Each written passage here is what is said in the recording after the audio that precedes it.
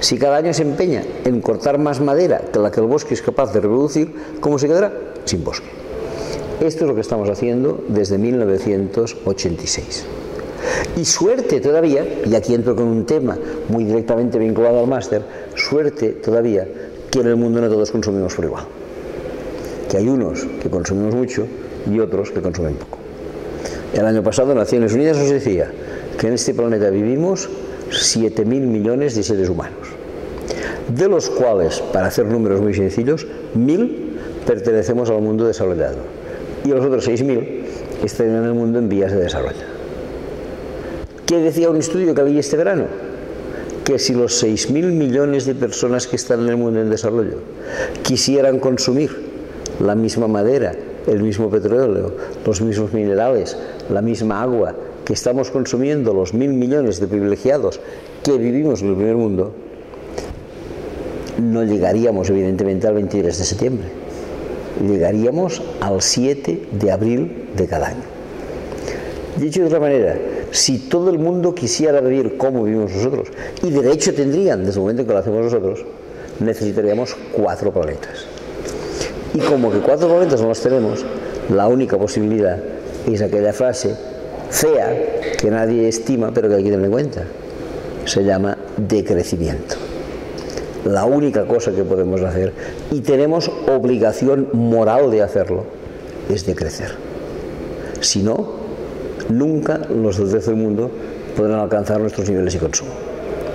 Cuando estudiaba en la facultad, tiempo inmemorial, se me decía que el 20% del planeta tenía unos ingresos 30 veces mayores que el 80% restante. Dicho de otra manera, que una persona que en aquel momento viviera en Canadá, o viviera en Noruega, o viviera, yo qué sé, en Japón, tenía unos ingresos 30 veces mayores que una persona que viviera en Bolivia, o que viviera en el Chad, o que viviera en Bangladesh.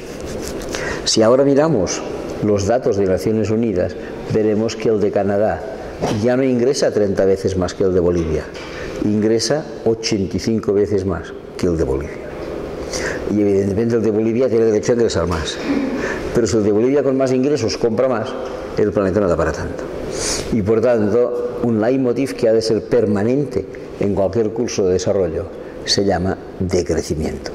Atención, decrecimiento material, no decrecimiento en otros terrenos. Podemos seguir creciendo espiritualmente, podemos seguir creciendo musicalmente, literariamente, teatralmente, poéticamente, amorosamente, como queráis. Pero en lo que no podemos seguir es en el crecimiento material. Esto se ha terminado. Yo sé que lo que digo no sería capaz de obtener ningún voto en ninguna campaña electoral, pero de todos modos es ir contracorriente. Pero tenemos que ir contracorriente por aprecio de las futuras generaciones que vendrán detrás nuestro. Esto es un tema básico y elemental. Que no aparezca ningún político, ningún economista, ningún periodista, nadie, y nos diga ahora vamos a salir de la crisis, eso ya no lo dicen, pero antes cuando lo decían y añadían y pronto entraremos de nuevo en el desarrollo. Bueno, si es desarrollo integral de la persona, lo acepto. Si es desarrollo entendido como crecimiento, no lo acepto de ninguna manera. Y esto yo sé que va en contra de cualquier modelo económico que se explica en cualquier facultad de economía. Yo estoy harto de los modelos económicos que se explican en mi facultad y en otras facultades, y todavía peor en las escuelas de negocio. Es algo para reproducir un sistema injusto y criminal. Y miles de personas, miles de profesores, enseñando a miles de alumnos, no pretenden otra cosa que intentar reproducir este sistema criminal, sin haberse planteado nunca una sola crítica sobre lo que está sucediendo. Estoy harto, completamente harto de ver lo que se enseña en estas facultades. Un desastre. Y seguramente además se hace de buena fe, porque se ven los manuales, el señor este decía esto, pues vamos a decirlo. No, es gravísimo. Este es el cuarto tema. O quinto, ya no me acuerdo. Quinto, hemos de plantear seriamente el futuro del planeta. Y vamos al sexto, porque es inevitable en un curso como este, ya que estamos metidos en estos momentos, hacer referencia a esto que se ha venido a llamar la crisis económica. Casi que termino como he empezado. He empezado hablando de la deuda externa y he dicho que antes era de los países del sur y que ahora de los países del norte. vamos a ver un poco esta crisis que afecta al unísono norte y sur. Lo primero que hay que decir es que una crisis de ese estilo no es ninguna novedad. El capitalismo, lo has insinuado hace un momento, siempre pretende lo mismo, maximizar el beneficio. Y por tanto, hace todo lo posible para que los ingresos sean cada vez mayores. ¿Cómo lo hace? Engañando impuestos, reduciendo salarios, aumentando precios de venta, ajustando todo lo que puede. Pero hay un momento en que estos ajustes y esta maximización de beneficio ya no pueden aumentar más. El empresario ya ha bajado mucho los salarios, ya ha subido mucho los precios, ya ha estafado todo lo que ha podido en impuestos y por tanto ya no maximiza. Cuando el empresario ya no maximiza, quizá aguante un año, pero al segundo año se plantea si está en el buen camino o no. Y por lo general abandona. Abandona en dos direcciones. Una, cambiarse de sector, otra, cambiarse de país. Este negocio no me rinde, pues me voy. En lugar de tener mi empresa industrial, pues invierto en bolsa, invierto lo que sea, a ver si me gano mejor la vida. O al revés, no cambio de sector, pero mi fábrica textil sale de Cataluña y se va a China o se va a Indochina porque es más barato. En el momento en que el empresario salta hacia afuera, evidentemente se genera menos puestos de trabajo, se genera menos pago de salarios, al fin y al cabo se genera menos consumo. Y cuando se genera menos consumo, entonces entramos ya en un ciclo decadente del cual es difícil salir. El capitalismo ha presentado estos ciclos en muchas ocasiones. Quizá el que mejor recordemos, porque en estos días ha aparecido mucho en la prensa, es el ciclo que tuvo su esplendor negativo con la crisis del año 29. Se nos dice que la crisis que más se parece, aunque no se parece, a la que tenemos ahora, es la crisis del 29. Pero cuidado, fijémonos en algo. ¿Cómo se reaccionó frente a la crisis del 29? Justo de la manera contraria a cómo se reacciona ahora. En aquel momento, el presidente Roosevelt, por exponer el máximo responsable de la situación, ¿qué hizo? Más o menos seguir las teorías de este economista Keynes, que implantó en aquel momento lo que después se llamaba el keynesianismo. ¿Y qué le decía Keynes a Roosevelt? Mire usted, si quiere salir de la crisis, es muy sencillo. Si la iniciativa privada no tira del carro, debe hacerlo la iniciativa pública. El Estado como compensador del ciclo económico. Si el ciclo económico va a la baja, el Estado ha de intervenir, ha de hacer inversiones y remontarlo. Y la verdad es que se empezó. El famoso New Deal de Roosevelt en aquel momento era un plan de inversiones. Y perdonad que lo diga, Hitler también hizo carreteras en Alemania para compensar el ciclo. Muy bien. Y más o menos se salió. ¿Ahora cuál es el resultado? ¿Cómo interviene ahora el Estado para compensar el ciclo? No, con recortes. Justo la antítesis de lo que debe hacer. ¿Y por qué el Estado actúa con recortes en lugar de actuar con más inversión? Porque hoy en día Keynes ha pasado a la historia. Quien domina es Friedman, Milton Friedman, del cual debéis haber hablado alguna vez, y que no es ni más ni menos que el inspirador de esto que se debe llamar el capitalismo neoliberal. Friedman empezó a triunfar a partir de los años 80. Entre otras razones, porque a partir de los años 80 cayó el bloque del Este, ya no había enemigo a la vista, ya no se tenía por qué alimentar al estado del bienestar, se podía tirar directamente adelante sin intervenciones públicas. Y Friedman lo dijo, el gobierno debe quedar al margen de la intervención económica. Y además Friedman hizo público el nombre de 3 dirigentes políticos que a su entender habían sido sus mejores seguidores. Lo dijo. Para mí la economía debe ser dirigida como la ha dirigido Ronald Reagan, Margaret Thatcher y Augusto Pinochet. Exactamente fueron sus 3 ídolos. Bien, Friedman predicó esta no intervención del Estado en la economía. En el caso de Pinochet y de la dictadura de Pinochet es que previamente ya se había hecho un trabajo. La escuela de Chicago ya había llevado a la Universidad de Santiago, sí, señor, a sus jabatos para preparar el ladrillo. Claro.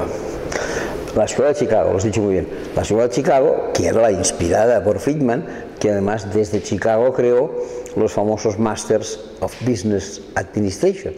Pero cuidado, en esto Friedman no era coherente, porque Friedman predicaba la no intervención del Estado en la vida económica, pero sus escuelas MBA no tenían matrícula suficiente. Y Friedman se ganó toda la vida con subvenciones del Estado de Illinois para tirar adelante sus escuelas. El que predicaba coherentemente la no intervención del Estado en la economía, excepto en la suya propia. Bien. Esto a partir de ahí, este capitalismo neoliberal se hizo completamente triunfante y ahora hemos visto las consecuencias frente a la... Que es que eso yo también había estudiado, lo de la mano invisible, ¿no? Que no sé si lo decía acá en eso, Friedman, que había una mano invisible que lo... Eso lo decía Adam Smith. Lo que pasa es que Adam Smith hacía algunas matizaciones, cosa que no hizo nunca Friedman. No, Keynes más bien permitía la intervención. Ya. Y en realidad es un poco contradictorio, ¿no? Porque si se supone que ahora estamos en la no intervención, tendría que ser justamente lo que ha hecho es intervenir, pero hacia los bancos. Sí, señor, ahí está, que intervienen para salvar su escuela de negocios y para salvar a los bancos. Esto es completamente indeseable, pero lo han hecho. ¿Por qué? Porque en esta economía de la que estamos hablando hay una característica que quizá en el siglo XX no existía y que se llama especulación. Aquí hemos entrado en un mundo de financiarización de la economía. La economía ha dejado de ser productiva para convertirse en una economía básicamente financiera. ¿Dónde se ha presentado la especulación? En muchos sitios, pero fundamentalmente en dos. En el sector inmobiliario y en el sector mobiliario. En el sector inmobiliario lo hemos conocido todos, los pisos. ¿Quién no sabe de casos de pisos que hace 6, 7 años se compraban hoy por 100.000 euros y se vendían por 200.000 euros al año siguiente? A esto se llama especulación. ¿Había compra de pisos? Sí. ¿Se necesitaban? No. Se construían para venderse, a veces el dueño ni tan solo los había visto una sola vez y al cabo de un año los vendía con el margen correspondiente. Hasta que evidentemente esto, que era una acción puramente especulativa, dejó de producirse. Los primeros vendieron piso más caro, los segundos ya no lo pudieron vender. Y entonces se encontraron que no podían vender el piso y además no podían devolver la hipoteca en la que se habían quedado comprometidos. ¿Muchísimos pisos quedaron vacíos? Totalmente, totalmente. No sé cómo está el caso aquí en Castellón, pero en Cataluña, el año pasado Cáritas sacó una nota pública y dijo que ahora todavía no, cuando dentro de unos meses lleguen los fríos de invierno, nos encontraremos con gente que sufre para ir a dormir cada noche.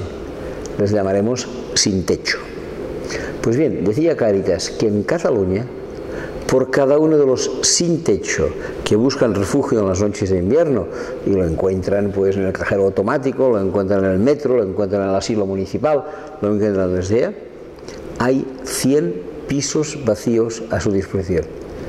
Dicho de otra manera, la cantidad de pisos vacíos no aprovechados suma 100 veces más que la cantidad de sin techo que busca refugio en las noches de invierno. Hemos llegado a la perversión total y absoluta de la economía. A mí me enseñaron en aquellos años lejanos de la facultad que la economía era aquella ciencia, cosa de la cual todavía dudo, que intentaba administrar los recursos escasos que nos daba la naturaleza para transformarlos y obtener de esta transformación bienes que fueran útiles para cubrir necesidades humanas. Os aseguro que fue la única definición que me aprendí a lo largo de la carrera. Bueno, apliquémoslo. ¿Qué nos da la tierra? Pues nos da arena, nos da cal, nos da agua, nos da cemento. Y con esta arena, cal, agua y cemento, ¿qué hacemos? Pisos. ¿Y cuando tenemos los pisos, qué hacemos? ¿Cubrimos necesidades humanas? No, los cerramos, bien cerraditos, esperando que suban de precio. ¿Y el que necesita techo? Al cajero, que para eso lo tenemos. Yo tengo un amigo que dice que los cajeros automáticos son las mejores obras sociales de las cajas, porque allí van a dormir los sin techo durante las noches de invierno. Bueno, esto lo hacemos así. Solo un apunte más, es que en estos momentos ni un piso, ni una cebolla, ni una nevera son un piso, una cebolla, una nevera, son una mercancía. Y cuando una mercancía no tiene un mercado para poder ser vendida, simplemente es desechada. De la misma manera que se destruyen toneladas de tomates al año en la Unión Europea, los pisos se quedan cerrados porque no se pueden vender. Su objetivo para el capitalismo es vender, no es cubrir una necesidad. Es la perversión, es la perversión. Bueno, pues ¿qué pasa? Que los pisos quedan así, pero de ahí sale una consecuencia, que es que estos pisos han sido financiados. Primero, el que falla es el cliente, pero cuando fallan muchos clientes, el que queda arrastrado es el banco. Y entonces el banco, ¿qué pide? rescate. Y hemos estado rescatando aquí, y en Estados Unidos, y en Inglaterra, y en muchos sitios, a bancos que no se lo merecían.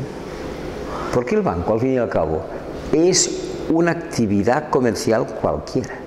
Si tú entras en el juego del capitalismo, un banco es un negocio, y un negocio es riesgo. Si yo tengo un bar, si yo tengo una librería, y a mí me va mal, yo no tengo derecho a ir al gobierno, oiga, indemníceme usted porque el bar me va mal, porque la papelería me va mal. El gobierno me dice, oiga, arréglese usted con su bar y con su papelería. En cambio, del banco va y dice, a mí me ha ido mal, pues ahí venga. Esto es una insensatez. Esto es un riesgo, pues asúmalo. Alguien dirá, hombre, es que hemos de proteger a los clientes. De acuerdo, para esto está el Banco de España, que como bien sabéis tiene el Fondo de Garantía de Depósitos y provee hasta 100.000 euros para cualquier cliente del banco que haya ido mal. Alguien dirá, ¿y si tengo más de 100.000 euros? Mira, si tienes más de 100.000 euros, que tienes muchos, eso de entrada. Pero siempre tienes la posibilidad de poner 100.000 euros en un banco, 100.000 euros en otro, automáticamente tienes cubiertos 200.000. A los bancos hay que dejarles hundir inmediatamente. Y no solo esto, juzgar a los banqueros, faltaría más. Muchos banqueros deberían estar en la cárcel a estas alturas, muchísimos. Y la gente tranquilamente sufriendo cuando se inyecta y se inyecta y se inyecta dinero. Y más que inyectarán. Tenemos a Bankia pendiente, a Catalunya Caixa pendiente, al Banco de Valencia pendiente. Esto es imposible. Y estamos así.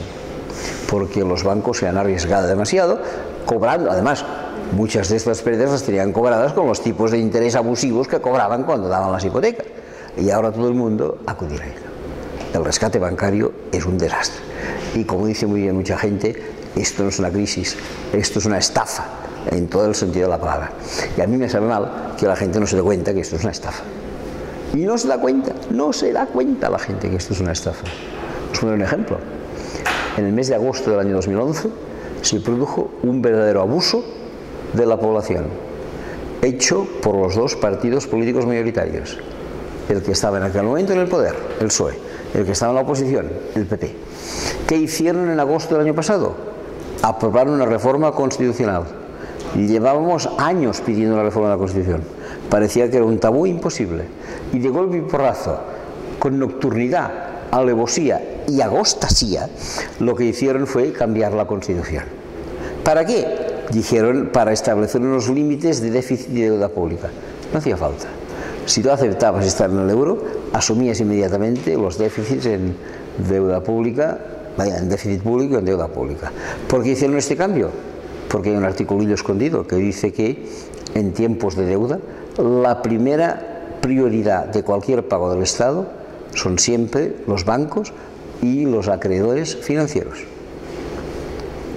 Ahora la Generalitat tiene problemas, supongo que también la Generalitat Valenciana. El gobierno acaba de dar 100 millones, creo que son, no sé cuánto. ¿Qué debe hacer la Generalitat con esos 100 millones? Primero, pagar los intereses bancarios. Segundo, a nosotros, a los funcionarios. Y en tercer lugar, si sobra dinero, a los geriátricos, a los hospitales, a lo que sea. Esto es inaceptable. Esto es una tomadura absoluta de pelo.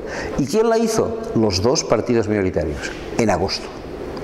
Llega la convocatoria de elecciones en noviembre. ¿Y cuáles son los dos partidos que más votos se llevan? El PP y el PSOE. La gente no se entera, de ninguna manera no se entera. A ver si lo dicen. Este año, por ejemplo, en las últimas elecciones, la gente que no votó había sido mucho más que la gente que había votado a cualquiera de los partidos. Tienes razón, pero de todos modos, como que el sistema electoral funciona con el que va a votar, no con el que no va a votar, pues al final el resultado es este. Sí que es verdad que había un reflejo del enfado, y lo ha habido también en el 15M, y lo ha habido en voto en blanco, y lo ha habido en abstención, pero al final el que acaba gobernando es grave, pero es así. Y al final, ¿qué sucede? Pues que con estas ayudas gubernamentales el gobierno deja de tener dinero y recorta 100% las prestaciones del estado de bienestar. Estos días está nuevamente sobre la mesa un tema, que es el tema de si España debe o no debe ser rescatada. No haría ninguna falta el rescate. Recordad que el 19 de julio, no del año pasado, de este año, hubo todavía las últimas secuelas de manifestación, aunque estábamos ya algo avanzado en el periodo vacacional. Pero el 19 de julio se aprobó la subida del IVA y todavía los sindicatos levantaron un poco la voz. ¿Qué nos dijo Rajoy en aquel momento? Que con la subida del IVA se iban a recaudar en los próximos 3 años 63.000 millones de euros. Y que esto nos vendría de maravilla para hacer frente a todas estas deudas de rescate que íbamos a tener. Pero mira por dónde. Esto lo dijo Rajoy el 19 de julio. Durante agosto se ve que los inspectores de Hacienda no hicieron vacaciones. Elaboraron un informe y lo presentaron. Y a finales de agosto se hizo público. El gremio español de inspectores de Hacienda daba a conocer el nivel del fraude fiscal en España. Y decía que el fraude fiscal, según sus cálculos, era de aproximadamente 92.000 millones de euros al año. El señor Rajoy quiere conseguir 63.000 subiendo el IVA durante 3 años. Y los inspectores de Hacienda nos dicen que con un solo año conseguiríamos 92.000 si elimináramos el fraude fiscal. Y además, los inspectores nos dan a conocer un dato curioso.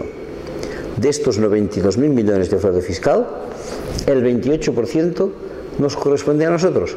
Las pequeñas trampitas que hacemos, el día que viene el lampista no le pagamos el IVA, cosas por el estilo. Pero que el otro 28, el otro 72% es responsabilidad, según los inspectores de Hacienda, de grandes fortunas, grandes empresas, grandes bancos.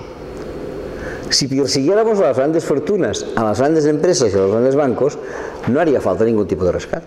No hace falta el rescate, es la caradura de los delincuentes que nos gobiernan que son incapaces de buscar esto. Aunque es verdad que este caso no se da tan solo en España. En Francia, hace pocos meses fue procesada la persona más rica del país, la señora Bettencourt, la propietaria de los laboratorios L'Oréal de perfumería. Esta señora fue acusada de ser la mayor fraudulenta fiscal en Francia.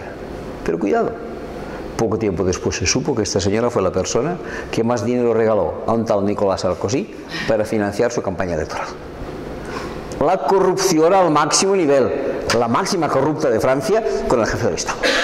Es que esto es inaceptable. Pero todavía en Francia las cosas funcionan un poco distintas, porque Sarkozy tenía inmunidad presidencial, que se terminó a los 5 años de su mandato.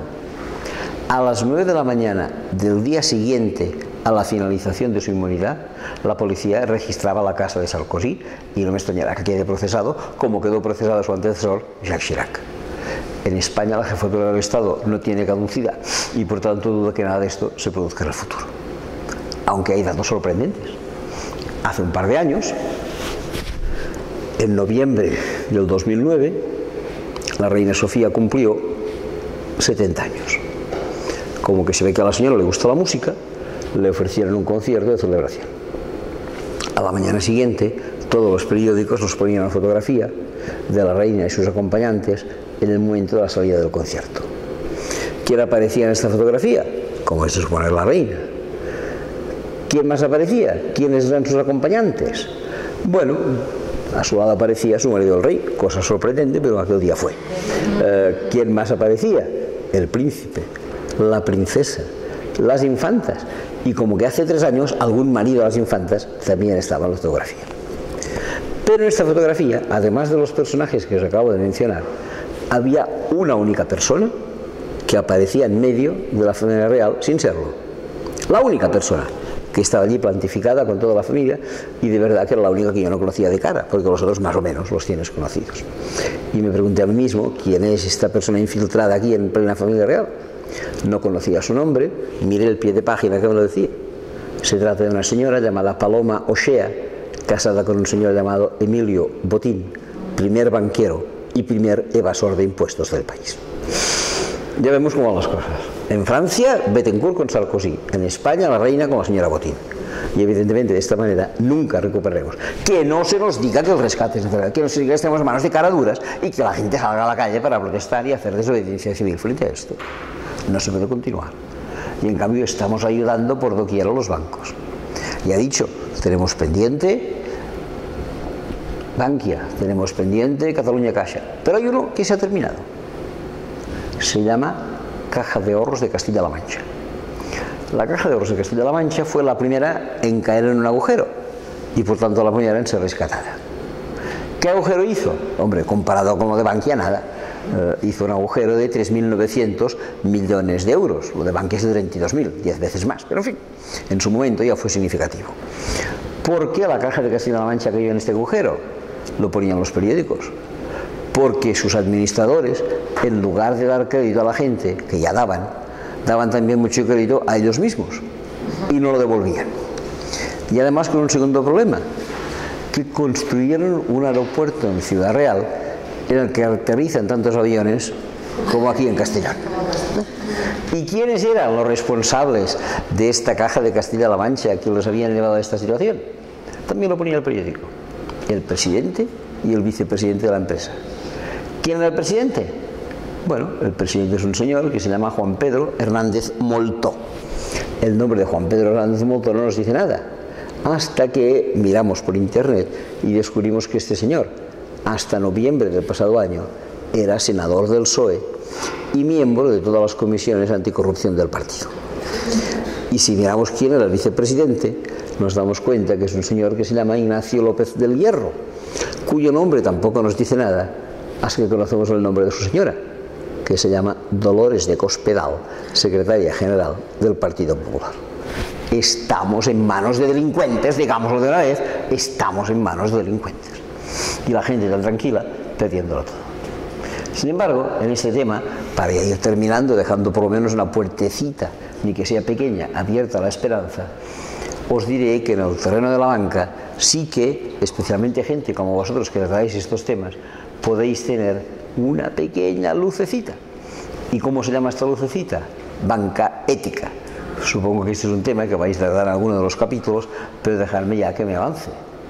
Digo banca ética, no digo banca cívica, porque cuidado, la de banca cívica es un perfecto engaño al que nos sometió una gente impresentable llamada Caja de Ahorros de Navarra, que pensó que cambiándose el nombre de Caja de Ahorros de Navarra por el nombre de banca cívica iban a tener más clientela. Y la verdad es que la tuvieron, porque la gente entró en la confusión. Bueno, os aseguro que Caja de Ahorros de Navarra de ética no tiene nada. Caja de Ahorros de Navarra era la tercera banca española más implicada en la financiación de la industria de armas. La primera banca española más implicada en las armas se llama Bilbao Vizcaya Argentaria. La segunda se llama Santander. Y la tercera se llamaba Caja de Ahorros de Navarra, porque desde hace 2 meses no se llama Caja de Ahorros de Navarra. Ha sido absorbida por alguien que se llama La Caixa. De manera que en este momento ya tenemos estas circunstancias. Bien, primera Navarra, no, primera Bilbao, segundo Santander, tercero La Caixa. Bien, ¿qué pasa? Que hemos de empezar a hablar. Sí, haced la cara que queráis, es así. ¿Qué hemos de hacer? Pues pensar un poco. Reconozco que intentar buscar una alternativa con la banca ética es inverosímil, porque las palabras banca y éticas nadie las ha visto juntas jamás. Exactamente, es lo que se llama un oxímoron. Sí, también. Me llamó una vez un periodista y me dijo: oiga, ¿usted se interesa por la banca ética? Digo, sí, creo que es una propuesta de futuro y podemos trabajarla. Y este periodista me dijo: pero ¿usted se da cuenta que banca ética es un oxímoron? Digo, mire, perdone, no sé lo que es un oxímoron, de manera que como usted no me la aclare, no haremos nada de nada. El periodista amablemente me dijo siempre: oxímoron es aquella palabra que reúne a 2 palabras en que la primera desmiente a la segunda y la segunda desmiente a la primera. Porque es evidente que cuando yo pronuncio la palabra banca estoy desmintiendo la palabra ética, y cuando pronuncio la palabra ética estoy desmintiendo la palabra banca. Me gustó la idea de oxímoron y me propuse a mí mismo hacerme con una pequeña colección de oxímorones. Total, que abrí una libretita y puse oxímorones. Primero, banca ética. Pero claro, una colección que se precie no puede tener solo una sola pieza, una colección ha de ser más activa. Y pensé que otras piezas puedes añadir a tu colección de oxímorones. Y tuve suerte, porque en aquel momento salía a la calle, pasaba una furgoneta y la furgoneta decía carpintería metálica. Digo, ¿vamos bien? O será carpintería o será metálica. Yo tenía ya un segundo oxímoron en mi vida. En aquellos días estábamos en plena guerra de Irak. Escuché las noticias y en una de ellas dijeron: en esta población, obviamente iraquí, ha caído fuego amigo. Digo, hombre, ¿será fuego o será amigo? Bueno, mi colección aumentaba: fuego amigo, banca ética, carpintería metálica. Me encuentro con un compañero y me dice, ¿qué haces? Digo, colección de oxímorones. Dice, ¿has puesto el más famoso de todos? Digo, no, ¿cuál es? El que decías tú. Dice, hombre, inteligencia militar. Digo, claro, naturalmente, inteligencia militar. Y después, no hace mucho tiempo, me dijeron en Barcelona, ahora se está constituyendo una nueva ONG. Y contesté, muy bien, ¿cómo se llamará esta nueva ONG? Y me dijeron, Aduaneros sin Fronteras. Que es otra expresión bastante adecuada. Bien, como veis, el tema se presta bastante a la bromilla, pero lo que es cierto es que hoy por hoy ya han empezado a aparecer, aunque sean pocas, pequeñas iniciativas que nos permiten tener la seguridad de que nuestro dinero tendrá un buen fin. Y podemos hablar de FIARE, y podemos hablar de Tríodos, y podemos hablar de COP57, y podemos hablar de Acción Solidaria contra el Paro, y podemos hablar de Ecocredit, y podemos hablar de otras, ahora me viene a la cabeza, algunas de las cuales no sé si están por Castellón o no, pero en cualquier caso tienen voluntad de aparecer. Y tener nuestro dinero aquí, por descontado, nos permite desvincularnos de una mala vida, porque a lo mejor resulta que yo estoy con una pancarta hermosísima en la calle diciendo nuclear no gracias, y mi dinero en el Bilbao para financiar nucleares, lo cual es completamente absurdo. Dime. Lo que pasa es que yo por ejemplo tengo una cuenta en Tríodos y hace poco me enteré que hay una campaña contra Tríodos porque financian a una empresa que se llama Obelén que tiene... Que maltrata a los niños o no sé quién, sí. Entonces creo que el problema de esto es que ellos no evalúan los proyectos o no se hacen un seguimiento, ¿no? de los proyectos donde va a parar el dinero. Claro, ¿qué pasa? Que a la que esto empieza a hacer un poco de cosquillas a la gran banca, le buscarán todos los inconvenientes. Y siempre hay gente de buena fe. Yo no digo que esto no sea cierto, que seguramente esta empresa es un desastre, seguramente, pero con una cosa nimia que puede haber hecho Tríodos, intenta despreciar una situación cuando el rival no es Tríodos. El rival no es Tríodos, el rival es Santander, o el rival es Bilbao, o el Bilbao es la Caixa. Y por tanto, ir a buscar, que puede haber un error. Y además, este error se debe a algo importante, que es que estos bancos practican la transparencia. Y por tanto te dicen dónde invierten, cosa que los otros no te dirán nunca. Y por tanto que pueden haber errores, claro.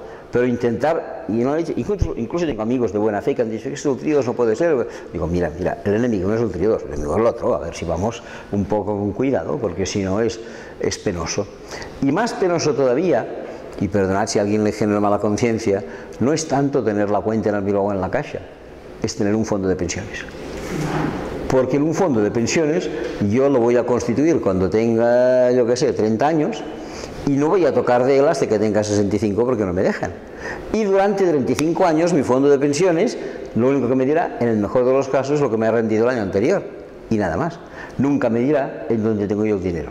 Yo estoy tranquilamente yendo por la calle en acciones pacifistas, no violentas, de cooperación con el tercer mundo, antinucleares, lo que quieras, y durante 30 años mi dinero, pues en una nuclear o en no sé. Hay que vigilarlo. Si queremos verdaderamente ser transformadores de esa sociedad, hay que empezar a ir, pues mañana por la mañana, al banco donde tengamos el fondo de pensiones, diciendo dónde tiene el dinero, que no nos lo dirán. Y a partir de ahí, pues intentar apretar un poco esta situación. Creo que en el tema de la banca es donde también hay bastante cosas que decir. En resumen, si tuviéramos, por un lado, los impuestos pagados debidamente, por otro lado, el no rescate bancario, y en tercer lugar, lo que he dicho hace un rato, la disminución del gasto militar, os aseguro que con estos tres elementos saldríamos perfectamente adelante en el estado del bienestar. Ni harían falta recortes farmacéuticos, ni recortes médicos, ni recortes en las... Si lo tenemos es porque estamos gobernados por gente impresentable, por delincuentes, por caraduras. Y esto hay que decirlo a la opinión pública. La crisis la tenemos porque los que nos gobiernan son inaceptables. Y son títeres de otros que están por encima de ellos y que tienen todavía más poder. Por ejemplo, la banca Goldman Sachs. No sé si habéis oído hablar de esta famosísima banca.